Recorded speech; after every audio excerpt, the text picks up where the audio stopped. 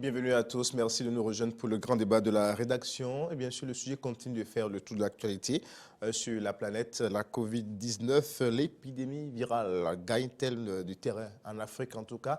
Plusieurs autres pays viennent de s'ajouter à la longue liste des espaces conquis par le coronavirus. Et face à cela, que peuvent faire les systèmes sanitaires et sécuritaires sur le continent? Le sujet est revenu sur ce plateau du forum de la rédaction. Égalité des sexes, mythe ou réalité? On a ramené encore cette discussion à cause, bien sûr, de la journée internationale de la femme célébrée le dimanche dernier, donc la semaine des femmes, la promotion de la gente féminine, comme on a l'habitude de le dire, les femmes qui réclament, et bien sûr, leur place, qui réclament l'égalité. Et bien, cette égalité, est-ce que c'est véritablement possible? En tout cas, nous allons faire ce débat actualité politique en Côte d'Ivoire. C'est vrai qu'actuellement, c'est plutôt le dossier concernant la révision constitutionnelle qui est en vogue, mais une annonce qui a fait également le tour de l'Afrique et du monde entier jeudi dernier. C'est l'annonce du président Ouattara de ne pas briguer un nouveau mandat, donc il ne sera pas candidat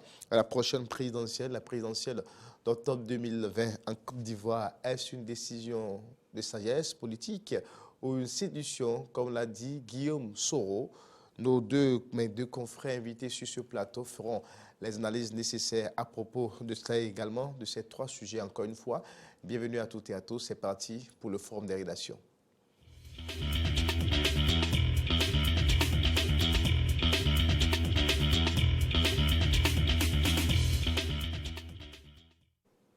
Ange Banouin, directeur de rédaction, c'est ça bien cela, le quotidien, l'actualité. Bonsoir. Oui, bonsoir Corneille, bonsoir aux téléspectateurs. En face de vous, Frédéric Serment, que je ne présente plus, secrétaire de rédaction et Diaspora FM et Télévision. Chers confrères, bonsoir. Bonsoir Corneille, bonsoir Ange et mes civilités à nos téléspectateurs et à nos auditeurs de la 102.3. Et puis avant d'entamer le menu même de ce débat, au Bénin, c'est vrai, c'est le dépôt des candidatures pour les prochaines élections communales et municipales. Aujourd'hui, c'est le dernier délai. On a constaté quand même que les partis attendent les derniers moments, parce qu'à l'heure où nous parlons, pas encore de candidatures enregistrées, mais à 0 heure. Donc les partis encore quelques heures. Frédéric Serment, nous avons souvent l'habitude d'assister à cela dans notre pays. On attend les derniers moments. Pourquoi? Pourquoi selon vous? Je crois que la question serait mieux adressée aux partis politiques, mais d'un œil extérieur, on peut soupçonner le manque de préparation au niveau de ces partis-là, mais ce n'est pas toujours aisé. La tâche n'est pas facile parce que, vous le savez, ce mardi, notre confrère Laurent Toné Nkessa effectue une descente au sein de quelques états-majors pour vérifier, pour voir comment ça se passait. C'est un travail de titan, c'est un travail vraiment énorme que les gens abattent là-bas. Il faut rassembler 3650 dossiers, vous imaginez, sur toute l'étendue du territoire national, dans toutes les communes. Et donc, il faut vérifier que chaque dossier de candidature est en ordre, remplit bien évidemment les conditions énumérées par les différents tests votés récemment. Est-ce qu'il y a le quitus fiscal avec les 3 dernières années? Est-ce qu'il y a le casier judiciaire? Est-ce qu'il y a ci? Est-ce qu'il y a ça? Il faut beaucoup de vérifications et travail à la chaîne.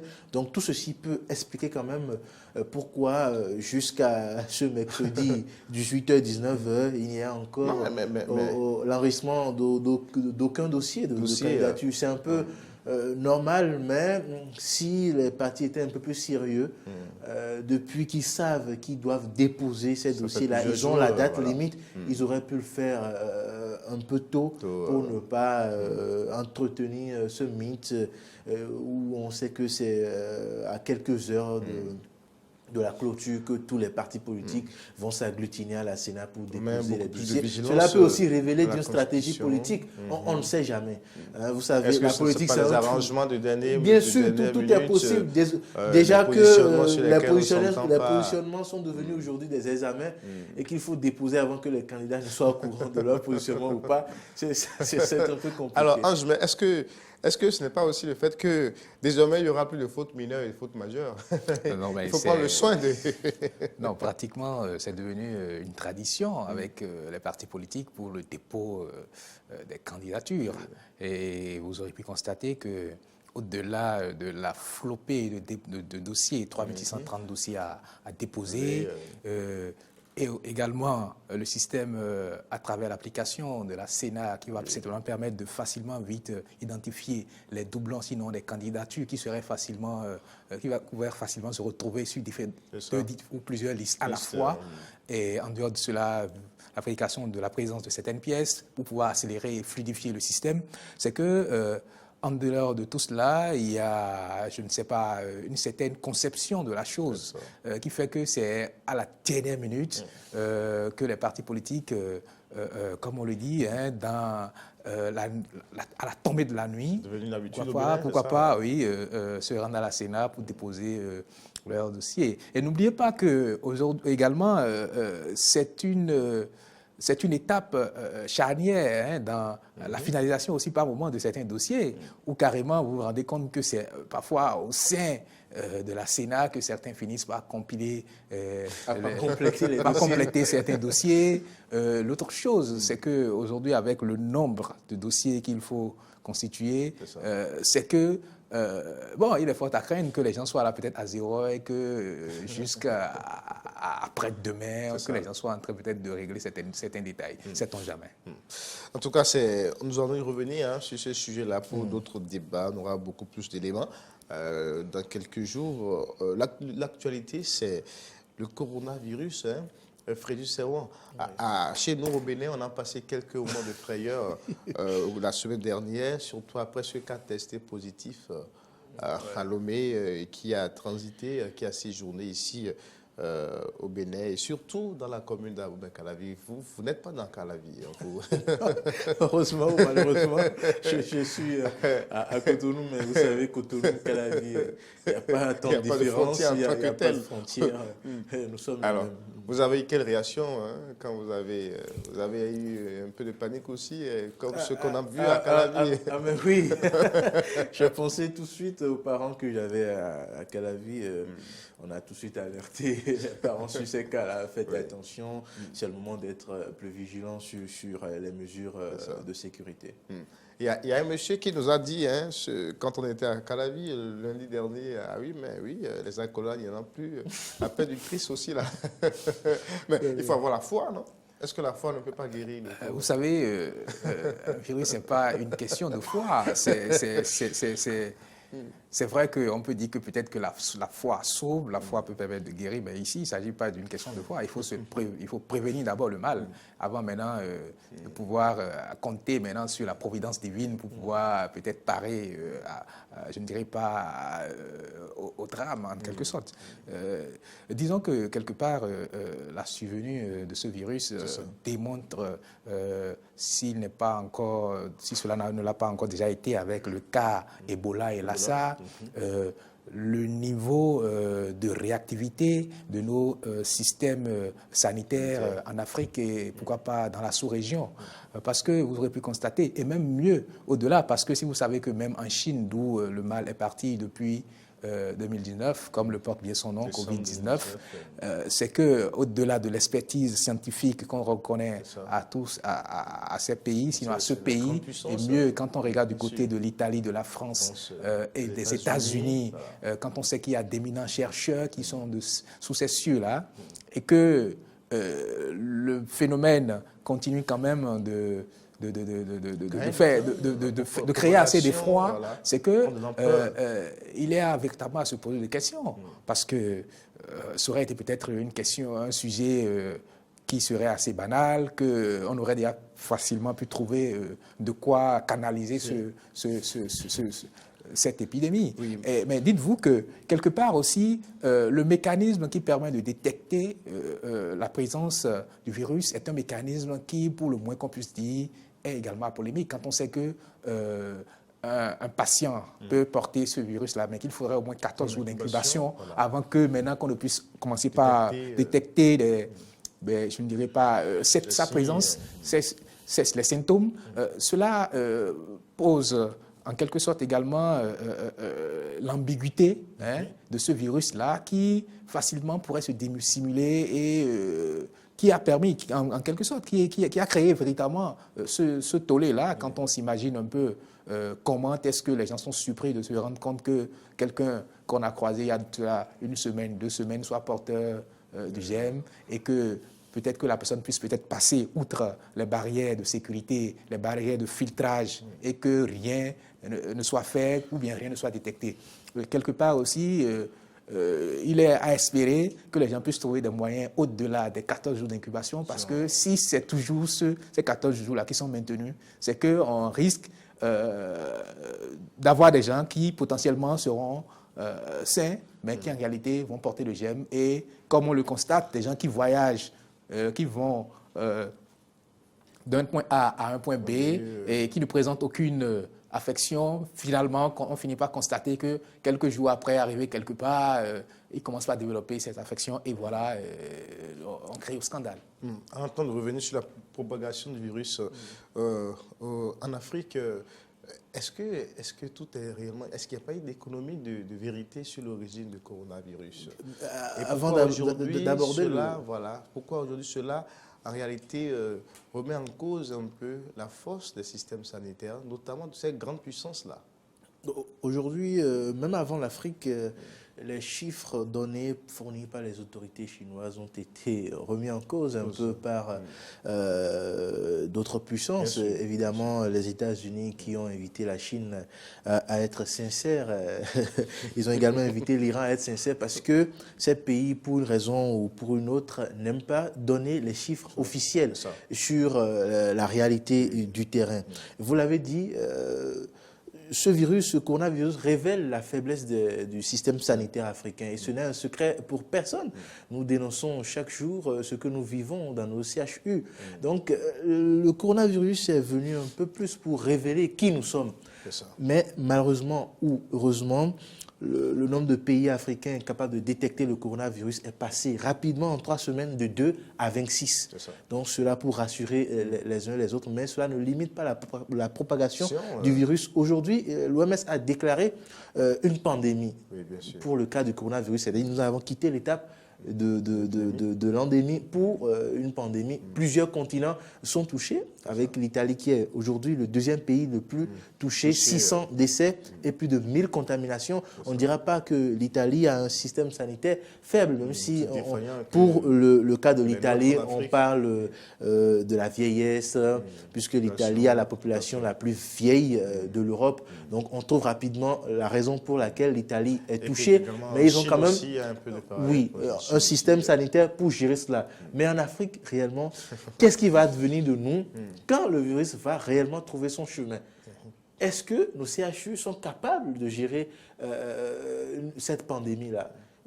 Je ne crois pas. Non, mais en fait, le virus, en tout cas en Afrique aujourd'hui, la propagation va aussi rapidement, puisque en dehors des quelques cas qu'on a connus au départ, aujourd'hui, tout le Maghreb est déjà contaminé. En Afrique occidentale, chez nous aussi, en dehors du Bénin, en tout cas presque tous les pays, quand on parle de la Côte d'Ivoire, du Burkina dernièrement. On a de rares cas, un cas au Togo, un cas en Côte d'Ivoire, 2 cas au Burkina.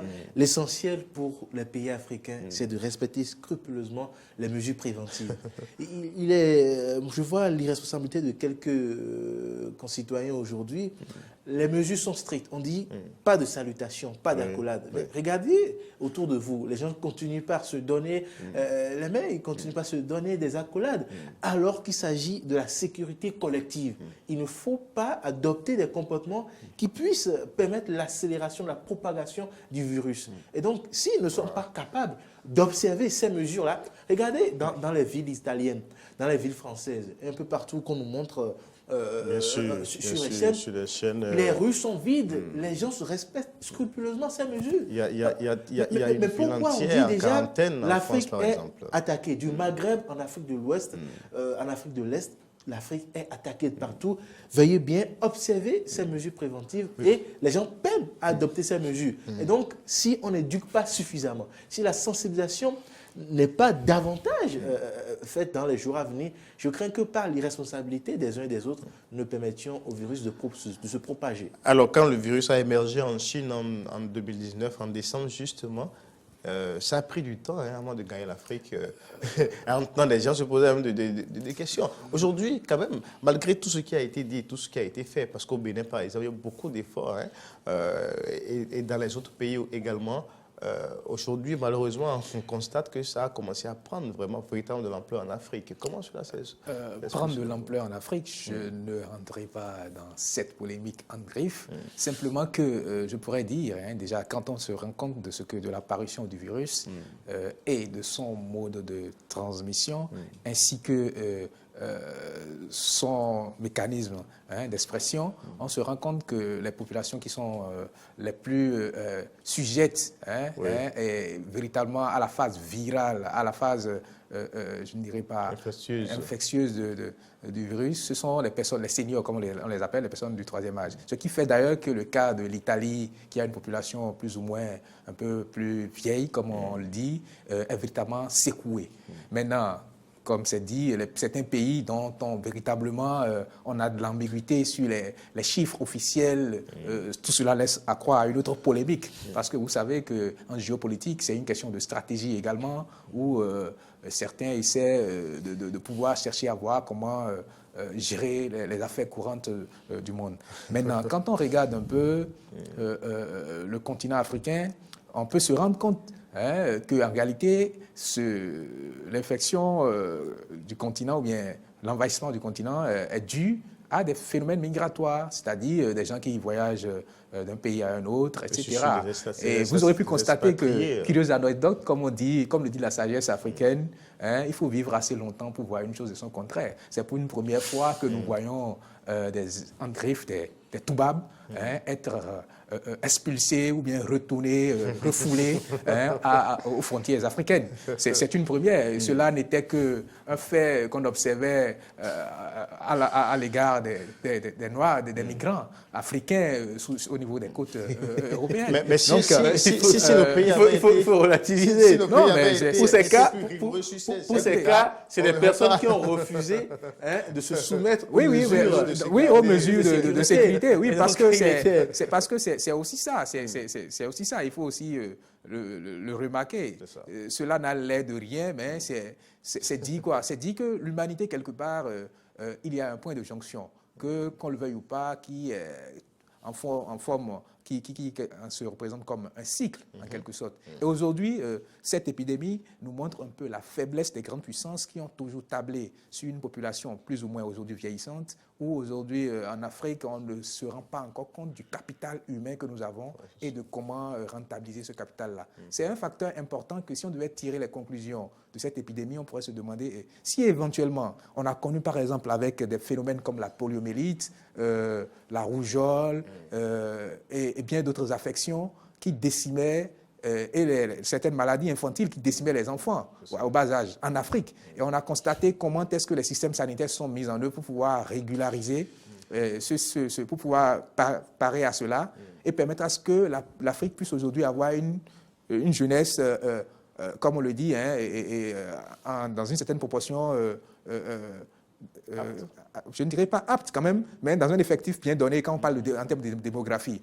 Maintenant, aujourd'hui, lorsqu'on va relativiser, par exemple, les conséquences de ce virus-là sur les aspects de développement, c'est qu'il faudrait que, c'est vrai, on parle de politique nataliste ou antinataliste, c'est qu'il faudrait véritablement qu'on puisse véritablement savoir sur quel filon agir.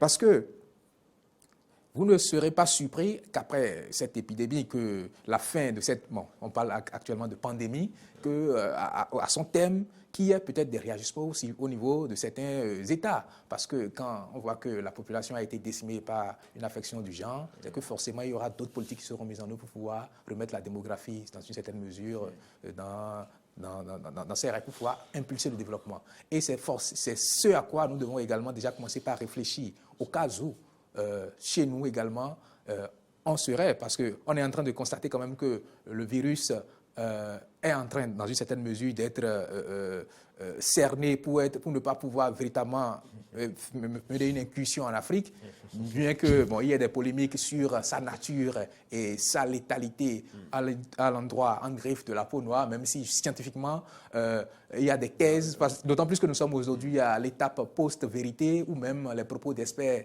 sont contredits et par en griffe peuvent être contredits sans ça n'a pas été encore prouvé scientifiquement, même si de façon par des similitudes, on se dit voilà, il pourrait y avoir ci, il pourrait y avoir ça, mais il faudrait que véritablement que nous puissions multiplier les gestes préventifs pour pouvoir éviter que le fléau puisse se propager. Et surtout, que les gouvernants aillent au-delà de ce qui se fait, de la communication, qu'on mette à contribution véritablement les acteurs, les responsables dans nos communautés, dans nos localités. Les élus locaux, parce que j'imagine un peu, parce que nous sommes à quelques semaines des joutes électorales, que peut-être que par rapport à cette situation, qu'on ne puisse pas pouvoir avoir je ne dirais pas une campagne en bonne et due forme, parce que si éventuellement, parce qu'on est en train on se rend compte quand même qu'il y a des mécanismes qui sont mis en œuvre. Actuellement,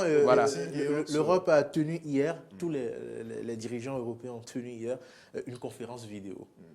D'habitude, c'était une conférence physique, mais là, à cause du coronavirus, qui n'est pas une personne, des ministres, des députés, des présidents, le président portugais, toutes ces personnes-là sont en quarantaine. Donc, le virus n'est pas une personne. Donc, les dirigeants du monde européen, puisque l'Europe est un continent qui est atteint dans son ensemble aujourd'hui, ont dû faire une conférence vidéo pour définir les mesures d'ensemble. Et dans ces mesures-là, il y a les restrictions. Les rassemblements de 1000 personnes, de plus de 1000 personnes sont interdits, etc. Et dans les jours à venir, on pourrait même arriver à l'interdiction des rassemblements de 200, de 100 personnes. Et donc, dans ces conditions, il faut que l'Afrique, dans son ensemble, anticipe sur ce qui est en train d'être fait là-bas déjà. Et c'est là qu'il a raison. Nous, au Bénin, nous allons vers une période électorale. La campagne électorale, qu'est-ce qui est prévu? Qu'est-ce qui est prévu? Parce que l'Italie ne savait pas qu'elle serait frappée durement ainsi. Elle n'avait aucune idée qu'elle serait frappée ainsi. Donc, on ne sait pas quand, on ne le souhaite pas, quand est-ce que notre pays sera frappé. Déjà que nous sommes cernés, Burkina, Nigeria, Togo. Voilà. Donc, il faut prendre les mesures, il faut mettre à contribution les élus locaux, les responsables religieux pour que dans les communautés les plus reculées, on puisse faire passer l'information des mesures préventives. Ce qui se fait, c'est déjà quelque chose, mais ce n'est pas suffisant. Il faut aller au-delà pour prévenir ce mal. C'est vrai que l'épidémie ou la pandémie aujourd'hui crée beaucoup de dommages au plan économique et autres. Mais attention également à coronavirus dans les foyers. Il n'y a plus d'accolade. Il y a des choses inévitables. Allons-y. Non, il y a des choses inévitables. Non, mais dans les ménages, ce qu'on souhaite, ce qu'on demande d'ailleurs, c'est les mesures d'hygiène. D'autant plus que ce n'est pas une affection, c'est vrai que c'est une affection virale, mais on connaît le mécanisme de transmission. C'est prouvé que le virus a en dehors, je ne dirais pas du corps humain, peut rester sur des objets pendant en moyenne 14 heures de temps. Donc, raison pour laquelle il faut prendre le temps de bien désinfecter les ustensiles, les objets, les téléphones portables, les consorts quand on rentre. Avec la campagne quand même faite par les autorités, je crois que l'information est l'information est plus accessible aujourd'hui par rapport aux mesures à prendre et autres. Quand on était sur le terrain, d'ailleurs, on a entendu quand même plusieurs personnes apprécier, par exemple, les démarches des ministres de la Santé et également de la Sécurité. L'information est disponible, l'information est accessible, mais il faut que les gens mettent ça en pratique. La responsabilité individuelle et collective. Nous, quand vous êtes quelque part, il faut sensibiliser les gens. Il faut sensibiliser ceux qui sont autour de vous sur les mesures préventives. Il ne faut pas faire ci, il ne faut pas faire ça. Voilà ce qu'il faut faire. Pour ceux qui ne sont pas informés, moi j'ai été étonné quand dans mon quartier, les gens n'étaient pas encore courants des mesures préventives, ni même du coronavirus. Donc, j'ai dû faire la sensibilisation. Donc, il faut que chacun à son niveau sache qu'il a cette responsabilité-là. Les médias en langue aussi. Bien évidemment. Les gongonneurs sont très importants dans ces cas-là. Et quand moi, je vois les personnes qui disent « Oh, il n'y a pas de coronavirus, salut », moi, je dis « Moi, je ne vous salue pas. » Non, je pense que cette affection amène aujourd'hui à voir notre niveau de réactivité par rapport à des crises majeures. Parce que vous aurez pu constater qu'on a l'habitude de penser peut-être que c'est en Occident que les gens ont affaire peut-être à des tremblements de terre, à des typhons, à des séismes volcaniques, etc., où il y a un mécanisme de communication, de crise qui est mis en œuvre. Mais il faudrait que, par rapport à ces genres de situations, que nous commencions déjà par éprouver notre mécanisme, notre système d'alerte par rapport à déjà notre système sanitaire. Sanitaire, oui, bon, d'abord sanitaire, parce que véritablement, ce n'est pas de la main-d'œuvre qualifiée qui manque, mais il faudrait que tout cela soit coordonné dans une synergie donnée pour qu'on puisse obtenir les résultats, pour pouvoir véritablement parler. Parce que nous avons la chance aujourd'hui que ce soit des cas sporadiques ou bien des mécanismes qui sont déjà mis en œuvre, que nous ne soyons pas surpris, mais que nous ayons déjà pris, nous ayons un mécanisme d'anticipation par rapport en mettant en place des dispositifs, que des moyens soient mis en œuvre, mais il faudrait qu'on aille au-delà. Le coronavirus n'a pas empêché quand même la célébration de la GIF 2020. Les femmes étaient encore en heure ce dimanche 8 mars dernier, dimanche 8 mars 2020. Encore, c'est le moment de ramener les débats sur l'émancipation, la question du droit des femmes. Aujourd'hui, on se pose également cette question sur ce plateau, égalité des sexes, mythe ou réalité. Je commence par vous, Frédéric Serrois. On célèbre la femme, on célèbre la femme, oui. Elles sont dignes d'éloges. Aujourd'hui, c'est ça, la question qu'on se pose réellement. Est-ce que cette bataille-là, émancipation, droits de femmes, est-ce que, selon vous, a-t-on besoin forcément de mener ces débats?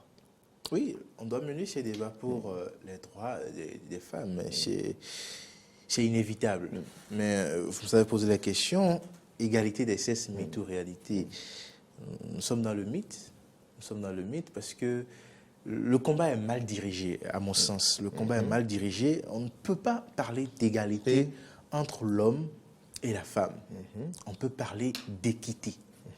On peut parler d'équité. Oui, moi je préfère l'équité. L'équité. Ce combat, à mon sens, a toujours été mal dirigé, surtout dans notre réalité, dans notre contexte où on parle d'égalité hommes et femmes. On parle même d'égalité culturelle. Vous imaginez que dans notre culture, la femme soit égale à l'homme? Je ne pense pas que ce soit possible. Et cette campagne-là, transposée, ramenée dans le foyer où aujourd'hui, les femmes veulent être l'égale de l'homme dans le foyer. Ce qui n'est pas possible selon nos réalités. Est-ce que c'est une illusion? Oui, c'est une illusion à mon sens. Je sais que beaucoup ne seront pas d'accord avec moi, mais c'est une réalité. Nous devons nous battre pour l'égalité des chances. Quand il s'agit du salaire, quand il s'agit de promouvoir les femmes et hommes, il faut que ce soit sur les mêmes critères, etc.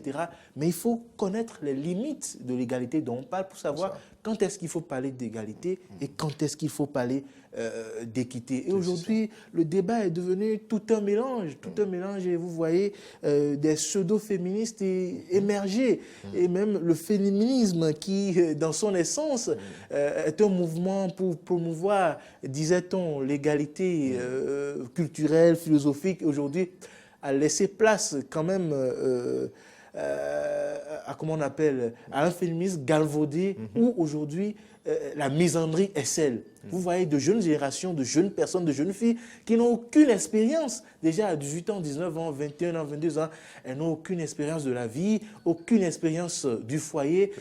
Mais c'est elles qui sont en avant aujourd'hui du mouvement féminisme et sont en train de dévoyer ce mouvement-là. Et quand vous les lisez, quand vous les suivez, c'est de la violence, c'est de la haine des hommes qui est véhiculée dans leur ménage. De son rôle majeur, l'éducation, c'est bien cela. Hein? Eh bien, voilà. Malheureusement, c'est... Alors, Ange, est-ce que vous êtes d'avis, égalité des sexes? Il a touché à un point très important de la question aujourd'hui, de la condition féminine en Afrique et pourquoi et mieux au-delà dans le monde. Parce que lorsque vous prenez par exemple les nations dites modernes que nous avons coutume de vouloir à tour de bras copier, voilà. On a vu où est-ce que le féminisme a ce à quoi cela a abouti. Et je dis, nous avons au moins la chance d'avoir en face de nous ce reflet-là dans lequel on peut véritablement puiser ce qui est, je ne dirais pas positif, dont on peut véritablement enrichir nos pratiques avec, et mettre aussi du côté ce qui véritablement ne semble, en tout cas pour moi, semble de contre-valeur. Parce qu'on dira peut-être que l'appréciation serait relative, mais il y a un mais. C'est qu'on a toujours, pendant longtemps, targué nos peuples de phallocratiques, mais en réalité, nos peuples ne le sont pas pour autant des peuples phallocratiques, parce que c'est sous nos cieux qu'on a connu des Amazones, c'est sous nos cieux qu'on a connu des femmes qui ont régné. C'est sous nos cieux. Et jusqu'à présent, nous avons même dans nos coutumes et dans nos cultures des postes de responsabilité traditionnels et culturels qui sont réservés typiquement aux femmes. Et je ne comprends pas pourquoi on a besoin de parler d'abord de féminisme avant de parler de l'émancipation de la femme. Moi, j'ai été véritablement, agréablement surpris de voir une structure de la place célébrer autrement la journée de la femme en mettant en avant les bonnes dames qui s'activent dans le développement social et communautaire, qui, à travers leurs activités, font bouger et produisent de la richesse et créent de l'économie, et non des femmes qui... c'est vrai, on ne dira pas qu'elles jouent aux intellectuels, non. Parce que parfois aussi, quand on fait un peu le parallélisme, on se rend compte que parfois les gens confondent les questions de rôle et les questions du genre.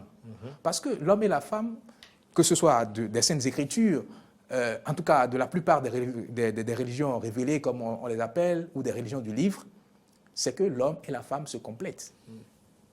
Et c'est dans cette synergie de complémentarité que se forme l'unité. Sans quoi, peut-être le bon Dieu, pour ne pas faire de la religion, aurait pu créer tous les hommes, tous les humains du même sexe. Non, mais donc, c'est dit quoi? C'est dit que les plans sur lesquels on doit vraiment dire à travail égal, salaire égal. Quand une femme occupe un poste de responsabilité, que ce soit un homme ou une femme, il ne faudrait pas qu'on regarde, on se dise non, c'est une femme qu'il faut lui donner tel salaire, moins. Peut-être on peut même, je dirais, faire de la discrimination positive en disant, si une femme arrive à accéder à telle fonction, on essaie de renchérir ça pour pouvoir impulser, pour pouvoir amener les autres. Cette idée même trahit, c'est ce qui devait être. Mais cette idée trahit même le sens de l'égalité dont elle parle. Non, quelque part aussi, c'est qu'on se dit que la société a déjà favorisé l'homme à être au devant de la scène. Et là où on a peut-être 5 hommes, à peine on a une femme. Et donc, il faut mettre en place un mécanisme pour pouvoir permettre à ce que peut-être les femmes, les quelques-unes qui arrivent à émerger, puissent traîner, puissent tirer les autres qui sont peut-être au bas de l'échelle. Ou carrément créer un mécanisme pour amener les autres femmes qui n'y croient pas à se dire, oui, on peut, si l'autre est arrivé avec tel mécanisme, tel système, un peu comme... c'est vrai que je ne suis pas trop partant avec, par exemple... les questions de discrimination positive avec la relecture de la Constitution où on a permis aujourd'hui, d'office, il y a au moins 24 postes, 24 sièges réservés aux femmes au Parlement, parce qu'on peut se dire, bon, est-ce qu'on aura la qualité? Parce que le tout n'est pas de la quantité. Il y a aussi ça. Mais je vous dis, moi j'ai toujours et souvent été subjugué par des femmes qui ont de la matière. C'est-à-dire quoi? C'est pas comme on le dit où on se dit non, c'est une femme, elle n'a rien dans la cervelle. Non. C'est dit quoi? Si on met... intellectuelle en Afrique. Oui, on en a. Et bien même des gens, des femmes intellectuelles d'un certain niveau même, auxquelles des hommes ne peuvent pas s'égaler. Ce n'est pas pour faire de la chose là, ce n'est pas pour leur jeter des fleurs. Alors, aujourd'hui, là, je vous adresse la question, Frédéric, d'abord, aujourd'hui, est-ce que c'est simplement parce que le sens de ce combat-là relève un peu de l'utopie que, en fait, ça n'évolue pas parce qu'on parle des droits de femmes, promotion de la gente féminine, ça fait quand même plusieurs décennies, mais on constate quand même surtout que sous nos cieux, la femme est toujours, elle peine quand même à retrouver les repères. Je ne suis pas d'accord avec vous. Aujourd'hui, déjà, c'est tout un mélange. Tous les mouvements sont sur le terrain et chacun poursuit ses objectifs individuels ou on n'en parle assez, mais dans les faits, concrètement. Les fruits de ce combat, j'ai écouté la ministre des Affaires sociales la fois dernière avec quelques représentants des institutions spécialisées de l'ONU qui faisaient le bilan des 25 dernières années sur le plan de l'épanouissement de la femme. Et le Bénin, sur 25 ans, a montré des résultats satisfaisants. Le Bénin aurait montré, selon leur dit, des résultats satisfaisants sur ces 25 dernières années. Et vous pouvez le constater aujourd'hui, qu'on est ici. Dans tous les domaines, que ce soit état civil, militaire, gendarme, journaliste, les femmes émergent dans tous ces domaines-là. Donc, parler comme si au Bénin, rien n'évolue, que la femme est toujours dans sa condition d'il y a 10 ans, 15 ans, 20 ans, c'est faire économie de vérité. Et c'est ce que nos sœurs, aujourd'hui, dites pseudo-féministes, montrent à la face du monde. Elles vont dans les colloques à l'étranger. Dieu sait ce qu'elles racontent sur le pays. Des réalités qui n'existent plus, où on prend des spécificités, quelques cas rares, pour généraliser. Ce n'est plus possible. Il y a une campagne lancée par une certaine Bintou, une vraie femme africaine. Et cette campagne a été combattue en Afrique. Cette campagne a été combattue parce que ça ne reflétait plus la réalité africaine. C'est vrai que malgré les mesures, les fruits notés, satisfaisants, là, il y a quelques poches de résistance. Mais il y a des résultats notables dans ce domaine-là. Aujourd'hui, quand vous voyez cette campagne qui a été menée, elles disent aujourd'hui la vraie femme africaine, elles font de l'ironie, celle qui n'utilise pas de téléphone Android, la vraie femme africaine, et celle qui ne travaille pas. Quel homme aujourd'hui au Bénin encore refuse à sa femme d'aller travailler? Il y en a quelques, mais dans l'ensemble, quel est le pourcentage de ces hommes-là qui font ça aujourd'hui? Et c'est ce que nous savons. Ça a évolué beaucoup. Hein, ça a évolué. Parce que l'homme aujourd'hui n'aime même plus la femme qui ne travaille pas.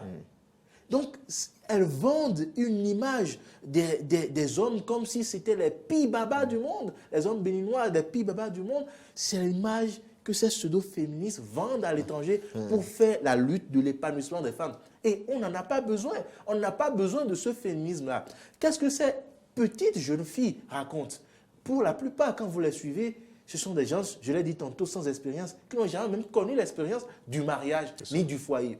Mais c'est elles qui disent aux femmes au foyer ce qu'elles doivent faire. Elles disent même que si l'homme ne cuisine pas, la femme ne doit pas cuisiner, elle doit réclamer son épanouissement dans le foyer et dire au mari que le mari aussi doit faire la cuisine.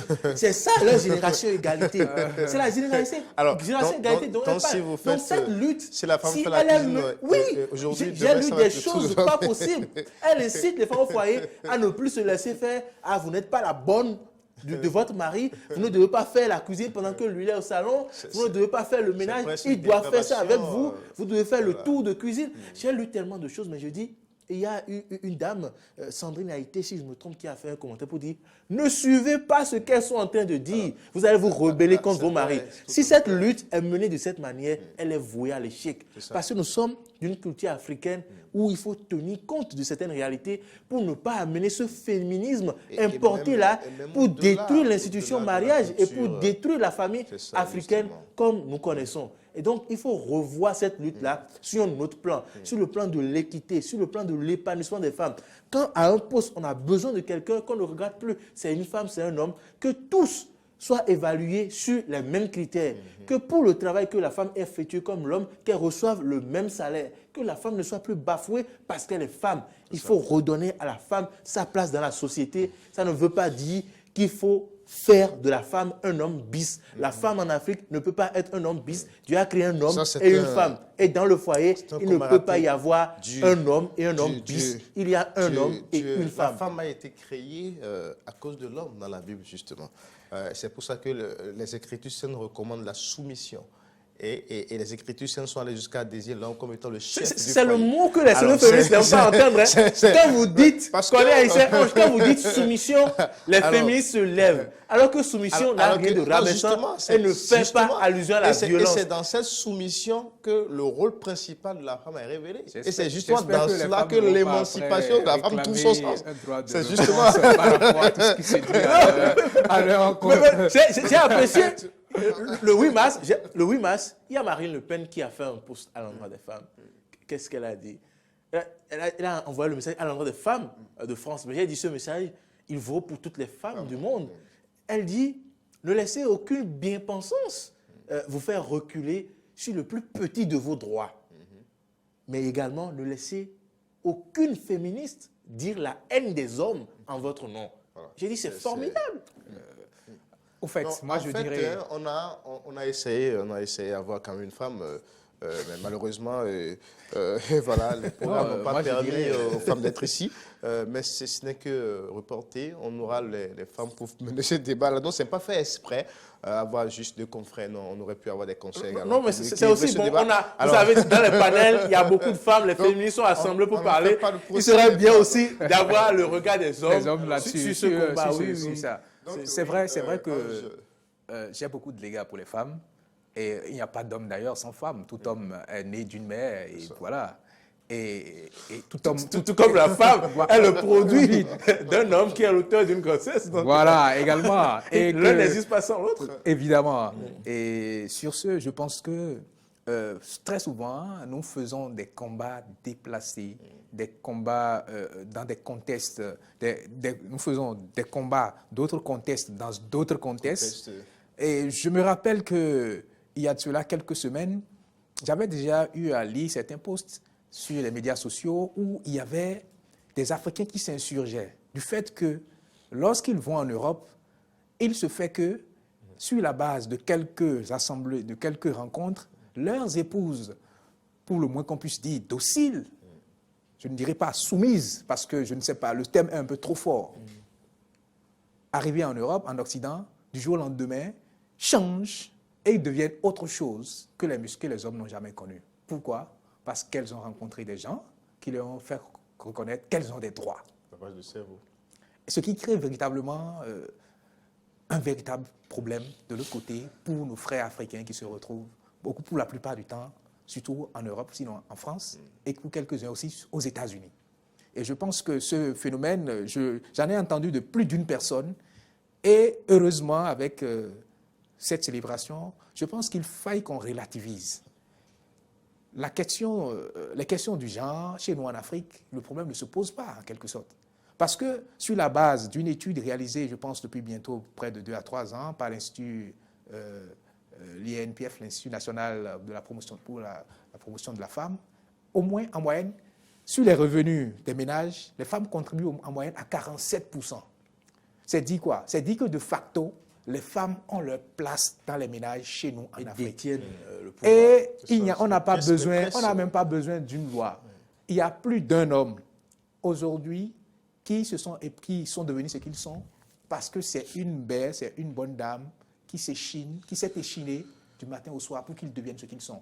Et ces bonnes dames n'ont jamais été quelque part pour dire qu'on veut marcher d'abord avant d'avoir nos droits.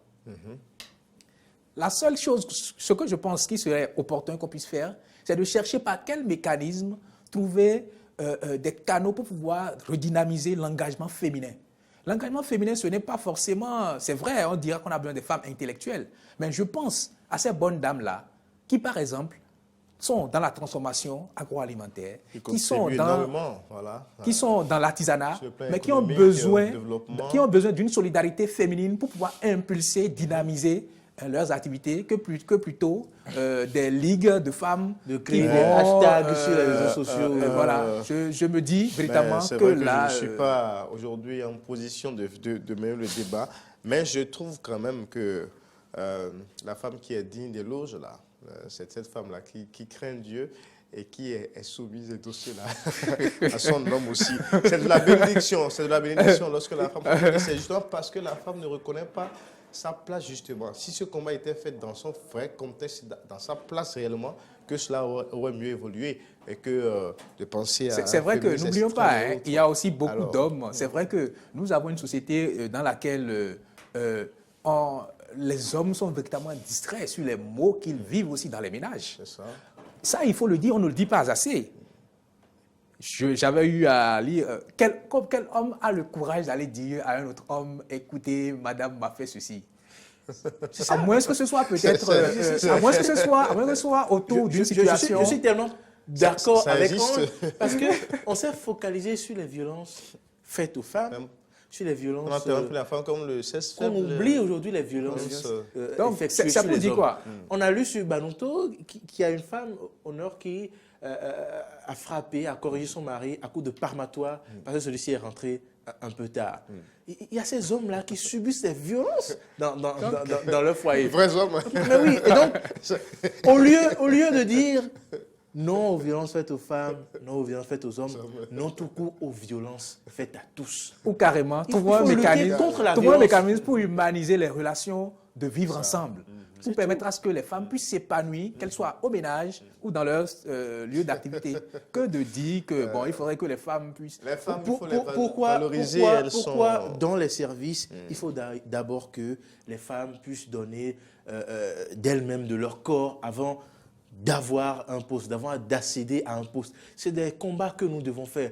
Parce qu'aujourd'hui, les femmes n'ont pas ce courage. Dans les médias et autres, ces femmes sont harcelées dans les services. Ce que nos femmes, nos soeurs vivent dans les foyers, oui, avant d'accéder à un poste, avant qu'on ne vous recrute, vous êtes en position de X et autres, on vous exige de votre corps. Il faut faire ce combat-là. C'est des combats voilà, qu'il faut mener à l'endroit de la femme. Mais oui, au lieu que de dévoyer le combat, d'importer un féminisme européen pour dire ton mari fait la cuisine, tu dois faire la cuisine pour casser le foyer. Même en Europe, il faut relativiser. C'est en Europe dont on parle, c'est sur la base de certains accords. Les conséquences en Europe aujourd'hui, c'est quoi? Parce que les familles oui, c'est la conséquence. Mais il y en a quand même qui... Et ça commence à venir aujourd'hui. Quand vous voyez les féministes, ah non, son mari ne doit pas le dire, si, ne doit pas le... Finalement, elle termine comment? Elle termine avec ses enfants. Et le mari ailleurs. Plus d'une fois, des gens, par exemple... Oui, une jeune dame avec 2 enfants, parce qu'elle n'est pas capable de se soumettre à son mari. Et quand on parle de la soumission, il faut le dire à nos femmes, ce n'est pas de l'esclavage. Ce n'est pas de l'esclavage. Il faut puiser dans notre histoire.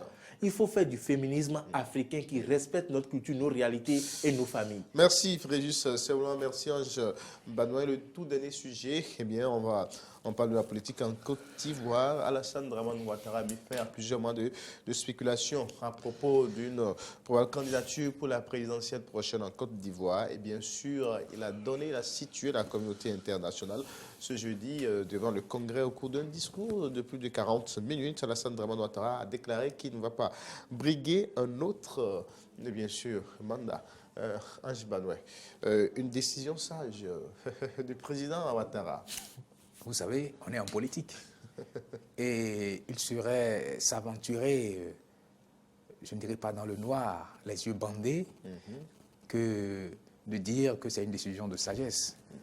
Cependant, on peut reconnaître qu'au regard de toute, je ne dirais pas, la situation sociopolitique actuelle en Côte d'Ivoire, cette décision du président Alassane Dramane Ouattara pourrait être un palliatif à bon nombre de problèmes. Quand on se réfère à ce que l'histoire nous enseigne, qu'il vous souvienne, en 1990, si plus ou moins le Bénin a pu amorcer un certain renouveau démocratique, c'est parce qu'à un moment donné, certains ont été mis, qu'on le veuille ou pas, appelons les choses par leur nom, sur le carreau. Nous avons connu par exemple les 3 anciens présidents titrés du triumvirat Souroumiga Piti, Hubert Maga et Armand Débé, qui se sont vus ne pas être à même de pouvoir être sur une liste pour être candidat pour gérer le pays. C'est-à-dire quoi? Ou avec la question de la limitation d'âge, ces derniers sont vus inaptes pour pouvoir gérer les affaires de l'État. Mais lorsque vous regardez aujourd'hui, même si certains diront qu'il il faudrait que le peuple décide de qui est-ce qui va prendre la relève. Ça, c'est un autre débat. C'est que lorsqu'on regarde aujourd'hui, les quelques leaders politiques qui alimentent la situation en Côte d'Ivoire sont en griffe des patriarches qui ont travaillé, ou du moins qui ont été des principaux acteurs de la vie politique avec le père de la nation, comme on l'appelle, Houphouët-Boigny, qui aujourd'hui, normalement, après tout ce temps, aujourd'hui, on devait passer normalement à un nouveau cap. Il faudrait véritablement, pas forcément dit de relève parce qu'on veut remettre le pouvoir à quelqu'un, mais permettre à ce qu'il y ait des gens qui soient véritablement mis hors du jeu politique pour pouvoir donner un nouveau souffle à la vitalité démocratique en Côte d'Ivoire. Je pense que cette décision, non seulement qu'elle est à prendre dans une certaine mesure, parce qu'il y a l'après Ouattara qui reste encore énigmatique, et comment est-ce que les choses vont se passer. Mais dans l'idée pour normalement un renouvellement de la classe politique, elle est, pour le moins qu'on puisse dire, acceptable. Même si on peut avoir des choses à dire par rapport au mécanisme qui va s'en suivre. D'accord, Frédéric Servan, décision sage, une séduction. Bon, c'est de la ruse, tout simplement. C'est de la ruse parce que quand vous suivez le président Alassane Ouattara, il dit qu'il ne se représente pas pour un troisième mandat, mais qu'il va veiller à transmettre le pouvoir à une jeune génération. Ce n'est pas à lui de faire cette veille, que ceux qui sont capables d'aller aux élections selon les lois aillent aux élections, que le peuple ivoirien choisisse en toute liberté. C'est aussi ça la démocratie. Il définit déjà ce qui va être. Il annonce déjà des exclusions. Donc je ne crois pas que la Côte d'Ivoire soit déjà sortie d'une crise politique. Je crois que c'est maintenant que ça commence. C'est maintenant que ça commence. Mais quand il affirme quand même qu'il va pouvoir tendre le pouvoir à une jeune génération, à une génération, en tout cas un président élu démocratiquement, est-ce que encore sur la chaîne?